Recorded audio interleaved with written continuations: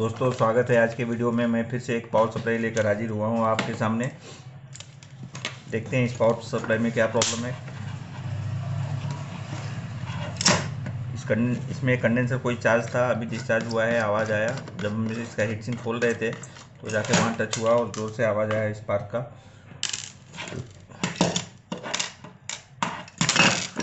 इसको खोल कर देखते हैं हम।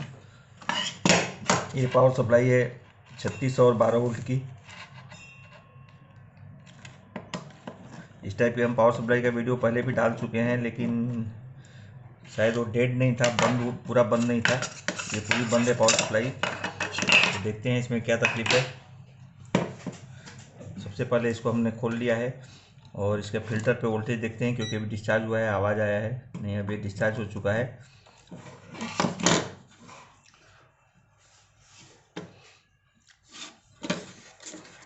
पावर सप्लाई को जोड़ने के पहले हम एक बार इसके फ्यूज वगैरह चेक कर लेते हैं। फ्यूज तो ओके ही होगा क्योंकि कैपेसिटर चार्ज था, और कैपेसिटर चार्ज होने का मतलब है कि प्राइमरी में इसका प्रॉब्लम होगा। तो हम इसको जोड़ते हैं और चेक करते हैं। सबसे पहले आप इसके सप्लाई पॉइंट को देख लीजिए कि इसका सप्लाई कहाँ जाएगा, कहाँ कहाँ हमको सप्लाई चेक करना है।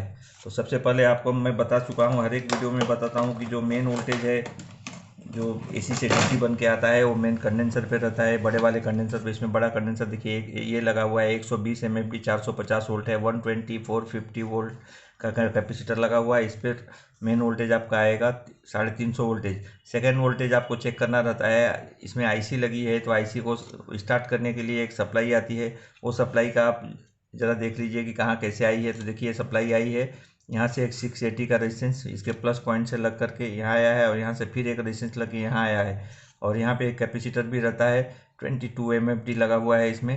तो इस पर वोल्टेज आपको चेक करना रहता है। नहीं तो आईसी के पिन पे जो स्टार्ट के लिए वोल्टेज आएगा, इसके कैपेसिटर के प्लस से रेजिस्टेंस हाई वैल्यू का रेजिस्टेंस लग के आता है। इसमें कभी 1 में का सिंगल रेजिस्टेंस लगा रहता है, कभी 500 के आसपास 470 के 474 ऐसे दो रेजिस्टेंस लगा के लगभग 1 मेग के आसपास या उससे थोड़ा कम या थोड़ा ज़्यादा का रेजिस्टेंस लगा के सर्किट डिजाइन के हिसाब से स्टार्ट के लिए वोल्टेज लगता है। तो उस पॉइंट पे हमको वोल्टेज चेक करना रहता है।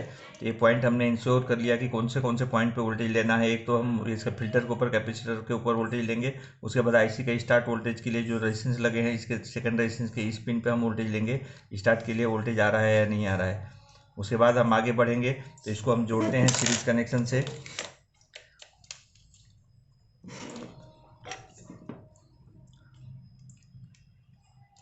पावर सप्लाई रिपेयरिंग हम बार बार आपको दिखा रहे हैं। ये रियाज की तरह है, जैसे संगीत में लोग रियाज करते हैं। आपको हमेशा बनाते रहना है, तभी आपकी प्रैक्टिस हो पाएगी, और कोई भी पावर सप्लाई आपके पास आए तो आप आराम से बना सकेंगे।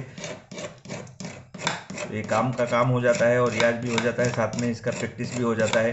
सब तरह का प्रैक्टिस होता है, सोल्डरिंग प्रैक्टिस से लेकर हर एक चीज़ का। कंपोनेंट टेस्टिंग जब हम करते हैं, कंपोनेंट आप चेक करेंगे, वो भी आपको मालूम पड़ेगा कौन से वैल्यू का कहाँ क्या पार्ट्स लगता है। तो जितना ही ज़्यादा आप काम करेंगे उतना ही आपको प्रैक्टिस अच्छी होगी। इंग्लिश में कहावत है, वर्क मेड मैन परफेक्ट। काम आदमी को परफेक्ट बनाता है। तो आप ये काम कर रहे हैं, प्रैक्टिस कर रहे हैं, और साथ में आप परफेक्ट बन रहे हैं। तो आप मेरे साथ में प्रैक्टिस करते रहिए। कोई भी पावर सप्लाई लीजिए, ख़राब से ख़राब, जली हो, कैसी भी हो, रफ हो, उसके ऊपर कोशिश कीजिए। अगर आपको पावर सप्लाई वगैरह पुरानी नहीं मिल पाती है तो आप कुरियर चार्ज भेजिए, मैं यहाँ से आपको दे दूँगा। बहुत सी पावर सप्लाई मेरे पास पड़ी रहती है ख़राब, कोई भी दे दूँगा। आप प्रैक्टिस करते रहिए उस पर। एक सप्लाई भी आप बना लेंगे, आपको बहुत खुशी होगी। उस पर आप बार बार प्रैक्टिस कीजिए, कौन से पार्ट्स ओपन होने से क्या प्रॉब्लम आता है, कौन से पार्ट्स शॉर्ट करके भी आप देख सकते हैं क्या प्रॉब्लम आता है। इस तरह से आप अच्छी प्रैक्टिस कर सकते हैं। तो हमने इसको सप्लाई से जोड़ दिया है। अब देखते हैं सप्लाई का क्या पोजीशन है। ये बल्ब ग्लो हो रहा है, इसमें कुछ शॉर्ट है। ये शॉर्ट शायद अभी खोलते वक्त जो स्पार्क हुआ था उससे हुआ है। इसका मॉस्फेट तो शॉर्ट नहीं दिखा रहा है। देखते हैं डायोड, देखते हैं इसका।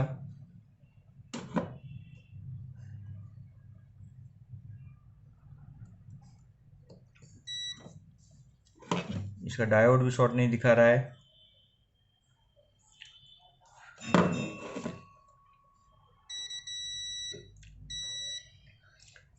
ये मॉसफेट शॉर्ट है शायद, लेकिन देखिए किस तरह से शॉर्ट हुआ है।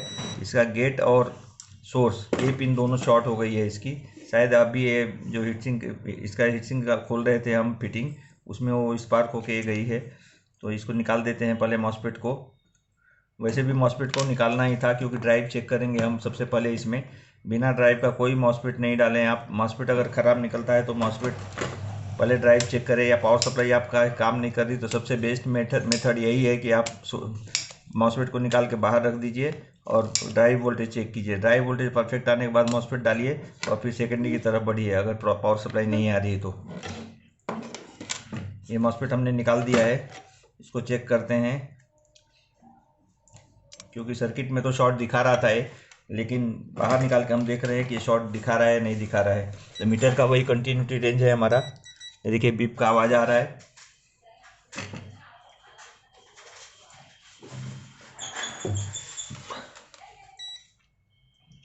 देखिए 0 0 दोनों तरफ से दिखा रहा है। मॉसफेट शॉर्ट है, हटा देते हैं इसको।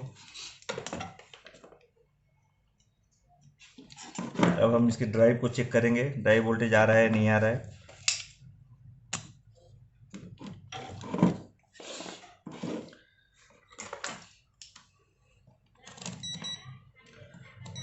ड्राइव के लिए 20 वोल्ट का रेंज। कोई पूछ रहे हैं, हमारे एक व्यूअर है, उन्होंने पूछा था, मैंने तो जवाब उनको दे दिया है। कल भी मैंने बता दिया था कि मीटर ड्राइव चेक करने के लिए मीटर को किस रेंज में रखें। तो हमारे मीटर में 20 वोल्ट का रेंज है, उसमें हम रखते हैं। नेगेटिव प्रोड को नेगेटिव के ऊपर पकड़ लेंगे। नेगेटिव इसका कहाँ है, तो ये मेन कंडेंसर है, उसके नेगेटिव पे पकड़ लेंगे और इसको सोर्स पिन के ऊपर वोल्टेज हम चेक करेंगे। तो देखिए यहाँ ड्राइव नहीं आ रहा है। अब जब ड्राइव नहीं आ रहा है तो इसका वोल्टेज कहाँ चेक करेंगे हम, तो फिर ये आईसी का स्टार्ट वोल्टेज की जो सप्लाई है उसको हम चेक करेंगे। यहाँ 10 वोल्ट आ रहा है, यहाँ 10 वोल्टेज आ रहा है यहाँ पे, लेकिन हमारा ड्राइव नहीं आ रहा है। तो अब चेक करेंगे हम, ये आईसी को चेंज करना चाहिए, लेकिन आईसी को चेंज करने के पहले वो कैपेसिटर को चेंज करके देखते हैं पहले। जो छोटा कंडेंसर लगा रहता है यहाँ पे उसको चेंज करके देखेंगे। तो सबसे पहले हम इसको फिर से डिस्चार्ज करेंगे। एक बल्ब है 100 का, देखिए इसको लगा रखा है, 2 तार जोड़ लिए उसमें, इससे स्पार्क हो गया। देखिए ये डिस्चार्ज हो गया है। अब इसको इसे कंडेंसर को चेंज करते हैं।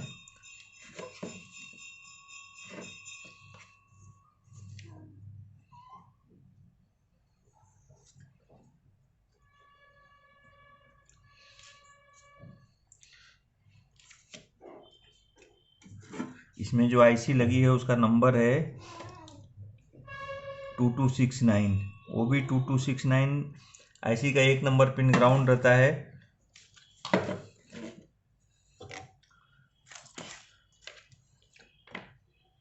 इसका कैपेसिटर जो है सप्लाई पॉइंट पे जो स्टार्ट वोल्टेज है वो पॉइंट पे नहीं है, दूसरे पॉइंट पे दिया हुआ है। क्योंकि 69 है तो इसको हम आईसी को निकाल के पहले आईसी चेंज करते हैं। कंडेंसर चेंज करने की ज़रूरत नहीं है, लेकिन आप चेंज करके देख सकते हैं। क्योंकि जब कैपेसिटर चेंज करते हैं जो स्टडी सप्लाई है वो वेरी होती है। इसमें दूसरे पिन पे दिया है इसीलिए हमने उसको नहीं चेंज किया। आप उसको चेंज कर सकते हैं, और चेंज करने से सर्किट की हमने बताया है कि प्रीसेट और कंडेंसर चेंज करने से आपके पावर सप्लाई की लाइफ बढ़ जाती है। वो कैसे वो भी बता रहा हूँ। वो कैपेसिटर का वैल्यू चेंज होता है तो आपकी सप्लाई का वोल्टेज बढ़ते जाता है। और वो कैपेसिटर से बहुत तरह के प्रॉब्लम आते हैं। नॉइज आने का प्रॉब्लम एक आता है, दूसरा प्रॉब्लम आता है कि आपकी सप्लाई ज़्यादा बनती है, और कभी कभी मॉसफेट उड़ाने वाला प्रॉब्लम भी उस कैपेसिटर से आता है। तो हम आईसी के साथ उसको भी चेंज ही कर लेंगे। वो ख़राब हो नहीं हो आप चेंज कर देंगे तो अच्छा ही रहेगा, तो उसको हम चेंज करेंगे।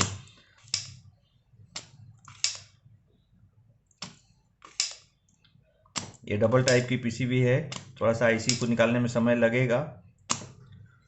पेशेंस के साथ आप इसको डिसोल्व कर पंप से या डिसोल्व वायर से निकालते रहें, धीरे धीरे वो निकल जाएगा।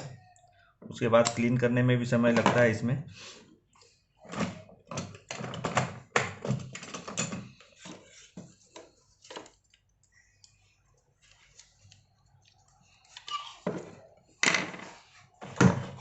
एक बार डिसोल्व से ट्राई करते हैं।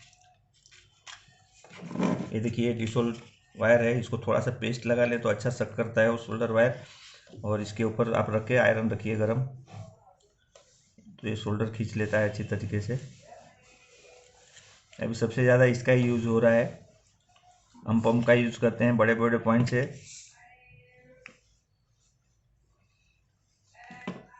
लेकिन ये डिसोल वायर यूज करते समय एक ध्यान रखिए आप, इसमें की तार कभी कभी निकल के और वहाँ चिपक जाती है जो शॉर्टिंग कर देगी, तो आप उसको क्लीन कर लेंगे।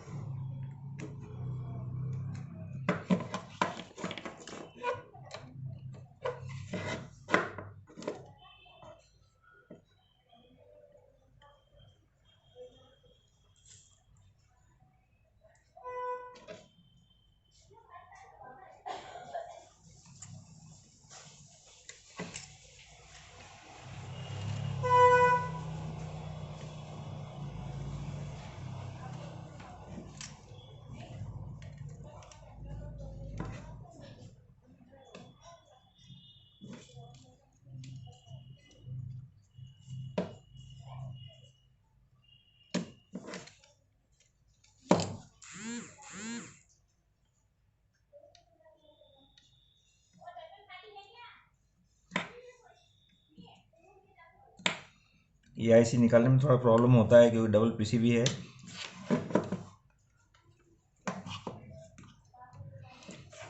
जल्दबाजी नहीं करें, इसको आराम से निकालें आप। एक तरीका और है कि अगर इसको शोल्डर करके शॉर्ट कर दें एक साइड में पूरी तरह से, थोड़ा शोल्डर वेस्ट होगा लेकिन ये आराम से निकल जाएगी। इसको हम पुराने शोल्डर अगर आपके पास निकाले हुए इधर रहते हैं तो उससे इसको पूरे पिन को शॉर्ट कर लीजिए एक साथ। कोई कोई कॉपर वायर से भी शॉर्ट कर देते हैं, या कोई आयरन में कुछ विशेष तरीके का ऐसा लगा लेते हैं, या रीशोल्डर स्टेशन से भी इसको निकाल सकते हैं। लेकिन हीटिंग से पीसीबी ख़राब होती है, इसलिए हम ज़्यादा यूज़ उसका नहीं करते हैं। पीसीबी ब्लैक पड़ जाती है कभी कभी ऐसे पार्ट्स निकालने में, इसलिए ज़्यादा से ज़्यादा हम इसी आयरन से काम करते हैं। उसका यूज़ हम मदरबोर्ड में करते हैं, जो चिप आईसी है ज़्यादा करके वो निकालने के लिए यूज़ करते हैं।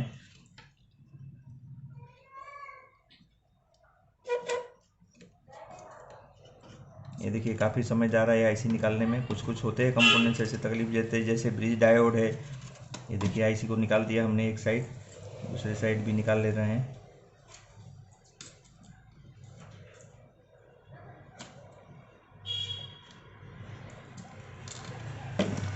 ये 2269 आईसी है पिन टाइप में।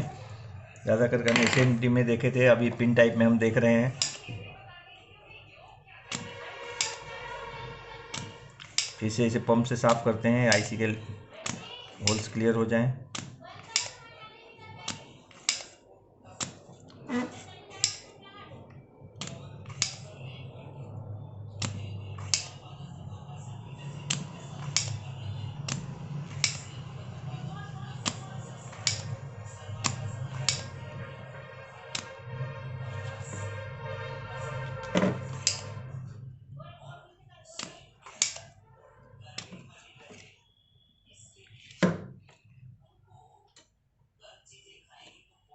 क्लियर हो गया आईसी का होल। इसको क्लियर करने के लिए और आप पतली तार वगैरह डाल के भी देख सकते हैं, लेकिन ये क्लियर हो चुका है।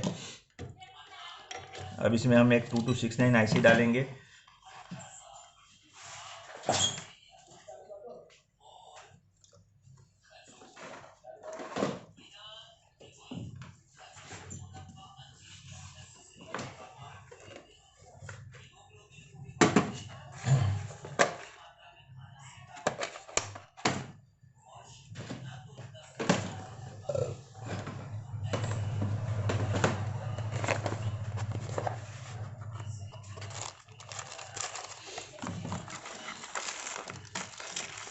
टू 2269 हमारे पास बहुत सी है क्योंकि हमेशा ही यूज़ होती है, तो रखें हम।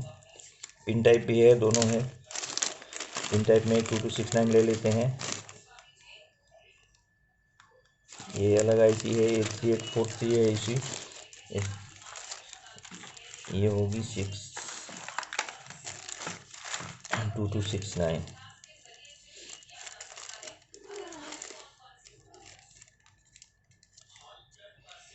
SMD IC 2269 और पिन टाइप डीप में दोनों का लगभग पिन कनेक्शन सेम ही रहता है, खाली ये डीप रहती है और वो SMD में रहती है। ये देखिए 2269 IC, आपको नंबर दिख रहा होगा, दिखाने की कोशिश करता हूँ।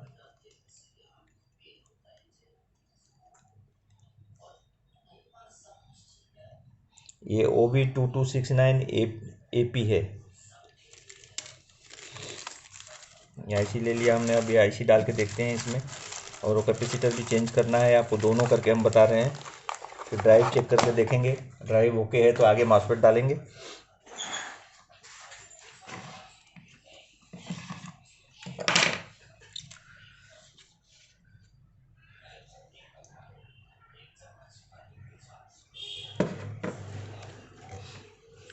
कैपेसिटर निकालने के लिए उसको सोल्डर कर देते हैं फिर से नया, और हीट देते हैं। ये डबल पीसीबी में थोड़ा सा पार्ट्स निकालने में परेशानी होती है। कैपेसिटर तो 2 लेग रहता है, देखिए आराम से निकल गया। कैपेसिटर का वैल्यू देखते हैं, 22 MFD 50 वोल्ट का कैपेसिटर लगा है। अगर 22 आपके पास है तो ठीक है, नहीं तो आप यहाँ पे 4733 भी डाल सकते हैं। कम वैल्यू का कैपेसिटर नहीं डालें इससे, या कभी आपके पास कैपेसिटर कोई है ही नहीं, 10 MFD है, तो 2 कैपेसिटर को पैरेलल में लगा के निगेटिव पॉजिटिव एक साइड करके और आप इसमें लगा सकते हैं। अब हम देखते हैं 22 का हमारे पास है या नहीं कैपेसिटर।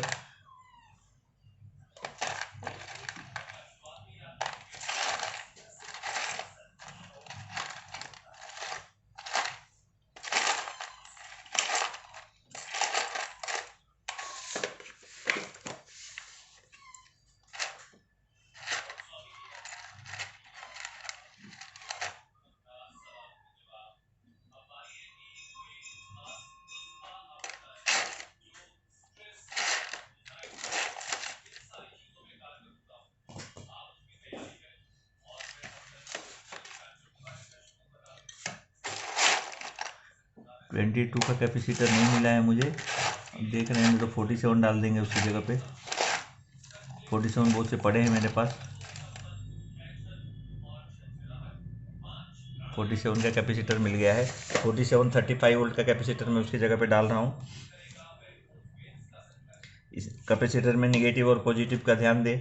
पॉजिटिव साइड देखिए, जो पिन रहती है हमेशा हमेशा बड़ी रहती है, ये पॉजिटिव है, और निगेटिव का मार्किंग भी बना रहता है। इसको ध्यान से देख कर डालें। इलेक्ट्रोनिक कैपेसिटर कभी उल्टा ना डालें, नहीं तो ये बस्ट हो जाते हैं।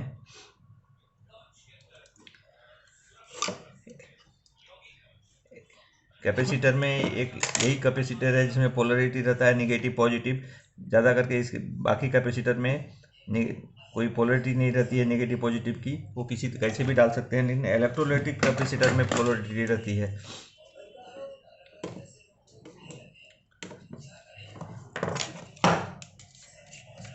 ये कैपेसिटर डाल दिया हमने, अब आईसी डालना है। आईसी डालने के लिए भी आईसी का नोज आप देख लें किस तरफ है। ये देखिए यहाँ पे बना हुआ है, ऐसा कर्व बना हुआ है, तो उस तरफ इसका 1 नंबर रहेगा। इस आईसी पे भी कर्व बना है और यहाँ भी बना हुआ है। हम आईसी को उसी तरह से डालेंगे, जहाँ पे कट है वहाँ उस साइड में कट रख देंगे, और ट्विजर से ऐसे पिन उसके मिला के आराम से आईसी को प्रेस करेंगे। ये देखिए आईसी बैठ गई हमारी। अब इसको सोल्डर करेंगे अच्छे से। सोल्डर का बीट एकदम पॉइंटेड रखें, क्लीन रखें,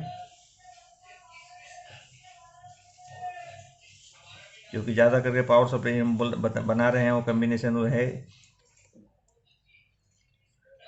डबल पीसीबी है और एसएमडी का कम्बिनेशन रहता है सब में। ये तो एसएमडी इसमें नहीं यूज किया है, लेकिन डबल पीसीबी है, दोनों तरफ से है पीसीबी। आईसी हमने डाल दिया, कैपेसिटर भी डाल दिया, फ्यूज वगैरह ओके है। अब इसका ड्राइव एक बार चेक करते हैं, ड्राइव आ रहा है नहीं आ रहा है। 20 का रेंज ड्राइव के लिए।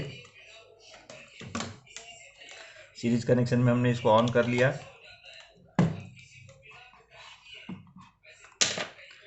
अब नेगेटिव से एक प्रोड हम नेगेटिव पे रखेंगे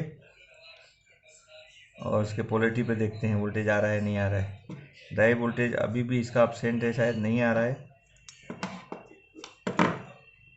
पहले सप्लाई देखते हैं 600 वोल्ट। इसका 600 वोल्ट सप्लाई बराबर आ रहा है, 318 वोल्ट आ रहा है। उसके बाद में आईसी के ऊपर सप्लाई देख लेते हैं।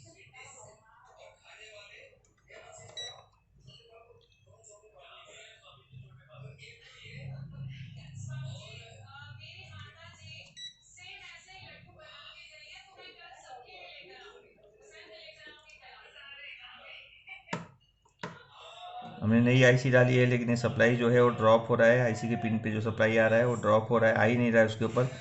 ये पिन के ऊपर देखिए वोल्टेज, रेजिस्टेंस के एक पिन पे वोल्टेज आ रहा है, दूसरे पिन पे नहीं आ रहा है। तो दो ही रीज़न हो सकता है, एक तो रेजिस्टेंस ओपन होगा या सप्लाई ड्रॉप हो रही है। आईसी हमने सीधी डाली है बराबर। इसको फिर से एक बार डिस्चार्ज करते हैं। कैपेसिटर को अच्छे से डिस्चार्ज कीजिए। 2-3 दिन पहले मैंने एक कैपेसिटर अच्छे से डिस्चार्ज नहीं किया और मेरे हाथ से शॉर्ट होके उसमें एक आईसी लगी थी 6 पिन की, वो डैमेज हो गई। तो आप ध्यान दीजिए।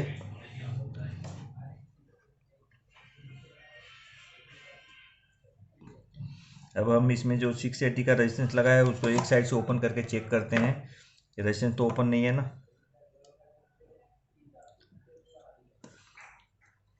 ये दो रेजिस्टेंस सीरीज में लगे हैं। आप एक पिन को इसी के भी बीच सेंटर से ओपन कर लेंगे तो आपको रेजिस्टेंस चेक कर सकते हैं। आप एक रेजिस्टेंस का एक लेग मैंने निकाल दिया। अब इस रेजिस्टेंस को हम चेक करते हैं।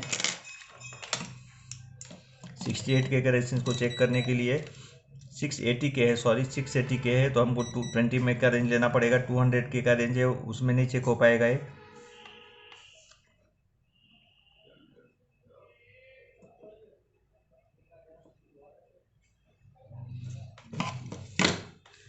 हमारा 680 के का रेजिस्टेंस ओपन है। ये देखिए रेजिस्टेंस दिखा रहा है 67 670 के। ये 10% टॉलरेंस रहता है, या मीटर भी कभी कभी देखिए 68 दिखा दिया 0.68। ये 20 में का रेजिस्टेंस है, 680 के का रेजिस्टेंस है, ये आपका ओके है। लेकिन जो इसके सीरीज में दूसरा रेजिस्टेंस लगा है वो ओपन है, वो नहीं दिखा रहा है कुछ भी। तो अब हम यहाँ पे एक रेजिस्टेंस डालेंगे, इसको ओपन निकाल देते हैं। पहले जब वो आईसी लगी थी तो हमारा सप्लाई दिखा रहा था, क्योंकि वो आईसी ओपन हो चुकी थी, अनलोड थी, उस पर लोड नहीं हो रहा था। जब आईसी हमने ओके डाली इसमें तो लोड होने के कारण वो रेजिस्टेंस अपने पता चल गया कि ये ओपन है।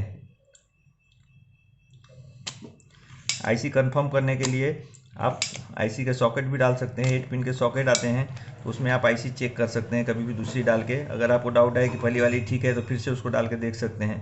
तो छोटे पिन के जो डिप में है उसके लिए सॉकेट आते हैं, वो डाल के आप इस तरह से चेक भी कर सकते हैं।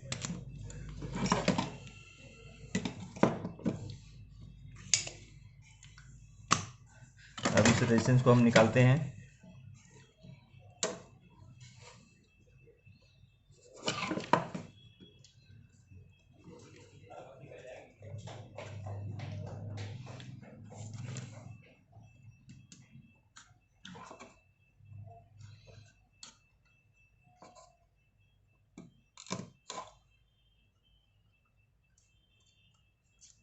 निकालने के बाद फिर रेजिस्टेंस आपको चेक करके हम बताएंगे।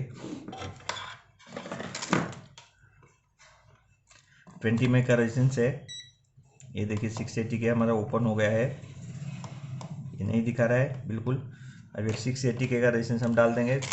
हमारे पास क्वार्टर वाट में 680 के मुश्किल ही है, तो ज़्यादा वाटेज का रेजिस्टेंस डाल देंगे हम, कोई प्रॉब्लम नहीं है टेस्टिंग के लिए। लेकिन वाटेज बराबर वहाँ पे जगह बहुत कम दिया हुआ है, तो अगर सेम वाटेज है तो सेम वाटेज का ही आप डालें। इसमें हमारे पास 680 के होना मुश्किल है, इतना हाई वैल्यू का रेजिस्टेंस है नहीं। मेग में है 1 मेग में, वो भी हम डाल सकते हैं, लेकिन दोनों रेजिस्टेंस की जगह पे एक ही रेजिस्टेंस डालना होगा वो, क्योंकि इसका वैल्यू ज़्यादा हो जाता है।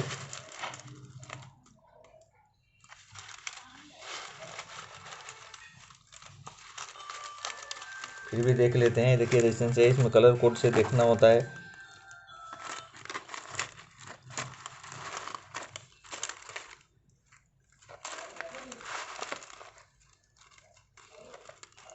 इसमें 1.5 में का रेजिस्टेंस है। हम दूसरे ज़्यादा वाटेज वाले रेजिस्टेंस लेके डाल देते हैं इसमें, इससे जल्दी वीडियो हमारी कंप्लीट हो जाए।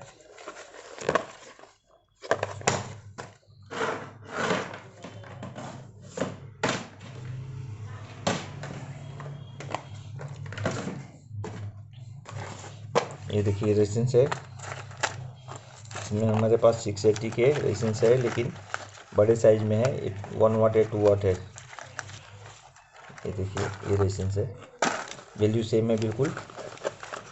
या फिर 1 मेगा है, 1 मेगा का डालना है तो दूसरा रेजिस्टेंस निकाल के हम एक ही रेजिस्टेंस सप्लाई पॉइंट से सीधा आईसी के पिन पे दे सकते हैं।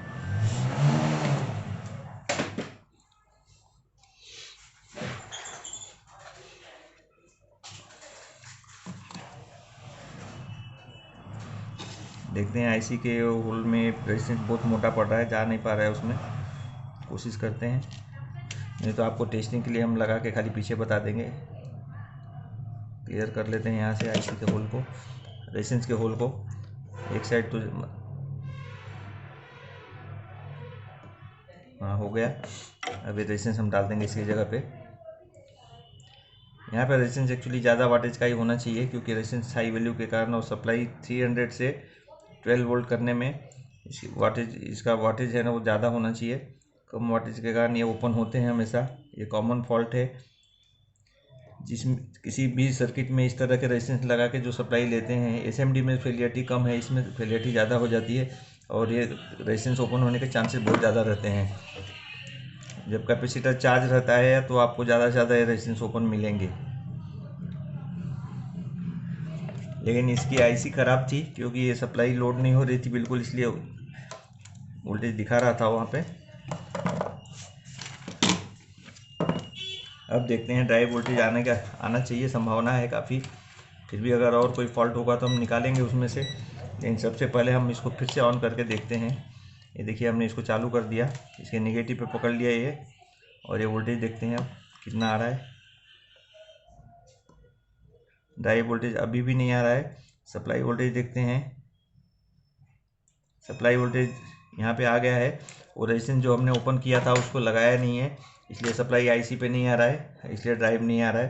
तो इसको डिस्चार्ज करते हैं फिर से, और जो रेजिस्टेंस ओपन किए थे नीचे वाला वो भी लगा लेते हैं, ये उसके थ्रू ही आईसी पे सप्लाई आएगा। ये देखिए ये ओपन किया था मैंने, वो लगाया नहीं है, उसको क्लीन कर लेते हैं पहले।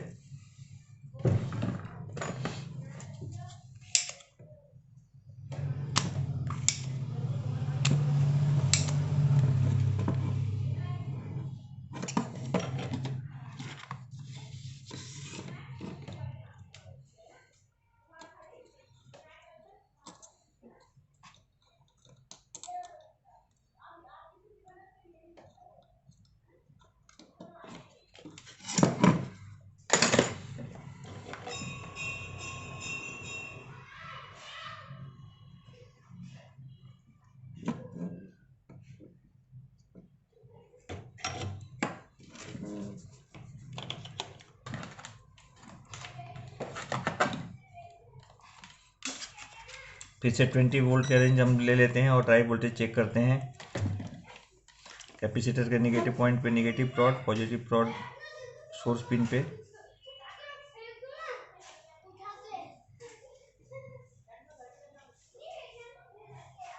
ये देखिए ड्राइव वोल्टेज परफेक्ट आ गया है, आपको दिखाई दे रहा होगा। फिर से दिखाता हूँ मैं अच्छे से, ये देखिए कैसे अप डाउन हो रहा है।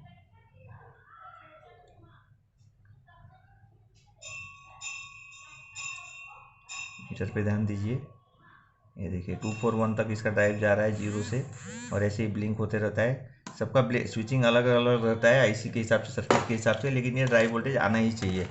अब इसको डिस्चार्ज करते हैं कैपेसिटर को फिर से। जब तक हमारा पावर सप्लाई ओके नहीं होता है तब तक ये कैपेसिटर चार्ज रहेगा। इसको डिस्चार्ज कीजिए, खूब अच्छे से एक दो बार कर दिया कीजिए, नहीं तो अगर चार्ज रहता है कहीं शॉर्टिंग हो जाती है तो कुछ आईसी वगैरह हमारा डैमेज हो जाता है, नुकसान हो जाता है, हमारी मेहनत पे पानी फिर जाता है।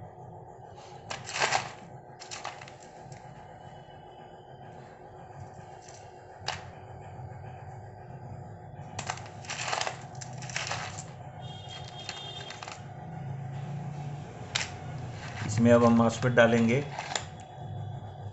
मॉसफेट हम 1860 डालते हैं। देखिए सैमसंग मेक है, 1860 मॉसफेट 65 है मॉसफेट है, उसको डाल देते हैं क्योंकि ड्राइव हमारा आ चुका है।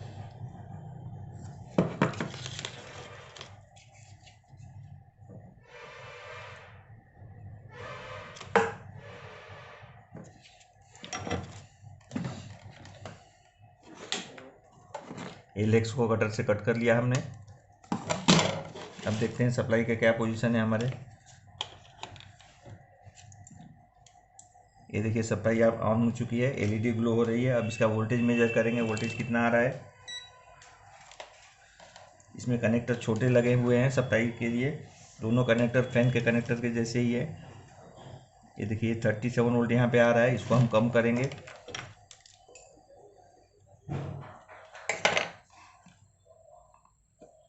थर्टी 35 हो गया, और थोड़ा सा कम करके 34 तक कर लेते हैं।